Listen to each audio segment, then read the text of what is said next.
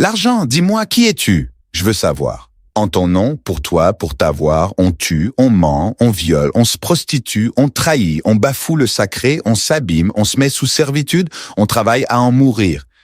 La fausseté et le mensonge sont maniés avec sourire, sans aucune gêne à cause de toi. Argent, qui es-tu donc? Ce monde t'a fait roi, et personne, ni rien n'arrive à te détrôner. Tu es le plus aimé de la terre, tu es aimé de toutes les races, dans toutes les nations. Tu es le roi le plus recherché, dont tout le monde veut être ami.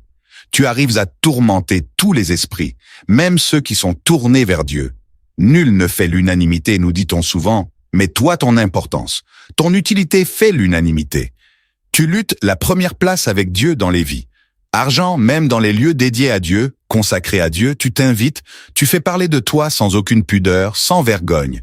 L'immensité de ton pouvoir est évidente. Qui es-tu donc? Tu as été rendu indispensable à la vie sur terre. Qui peut se taper la poitrine et dire ne pas avoir besoin de toi? Nous avons tous besoin de toi pour assurer notre quotidien dans la dignité, sans mendier. Celui qui ne t'a pas de nos jours est méprisé, rejeté, humilié, et ce, même dans sa propre famille, qui est censée lui donner de l'amour, du respect de façon inconditionnelle. Tu arrives même à casser le lien de sang. Tu divises les familles, les couples. Malheureusement, nous ne pouvons pas te chasser de la terre. Pour soi, pour les autres, pour frères et sœurs, pour faire l'aumône, pour faire le bien, tu es nécessaire.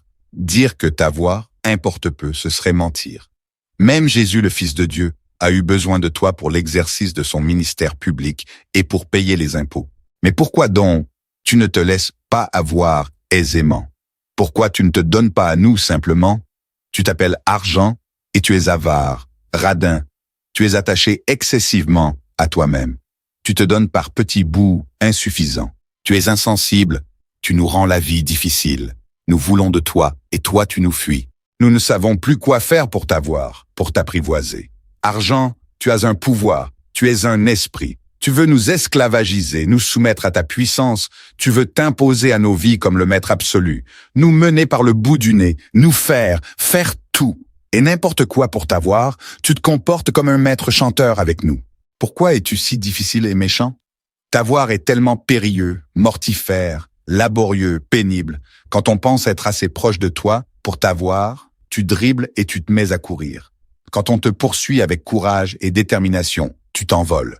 Quand on se lance dans les airs pour t'attraper, tu descends dans les eaux. Quand on y descend et qu'on nage à ta recherche, tu descends encore plus profondément dans les entrailles de l'eau. Argent, cours donc comme tu veux, autant que tu peux, peu m'importe. Argent, si tu veux, prends une fusée et va sur la lune, va te cacher où tu voudras. Je refuse de te poursuivre en m'éloignant de Dieu, en me faisant des accros à la conscience et perdre mon âme. Je te veux, mais je ne te poursuivrai pas. Je refuse de faire de toi un Dieu, une idole dans ma vie. Matthieu 6, verset 24. Jésus a dit, « Nul ne peut servir deux maîtres, où il haïra l'un et aimera l'autre, où il s'attachera à l'un et haïra l'autre. Vous ne pouvez pas servir Dieu et l'argent. Je refuse donc que tu rivalises avec Dieu dans ma vie. Seul Dieu doit être aimé de tout mon cœur, de toute mon âme, de toutes mes forces. C'est le premier commandement. Néanmoins, argent, je t'annonce que tu me seras donné. Je t'informe que toi-même tu marcheras vers moi et tu t'inclineras devant moi sur ordre du Dieu très haut. Dieu fera de toi mon serviteur. Tu seras attaché à ma vie pour que je puisse disposer de toi pour moi-même et pour le service.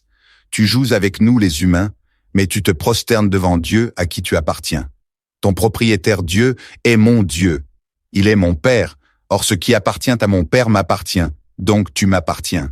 La vie, ce avec quoi elle se construit, ceux avec qui elle se bâtit, la source spirituelle qui l'arrose, détermine sa beauté, sa qualité, son impact sur soi et sur les autres. Essence de vie vous le rappellera sans cesse, telle est sa mission.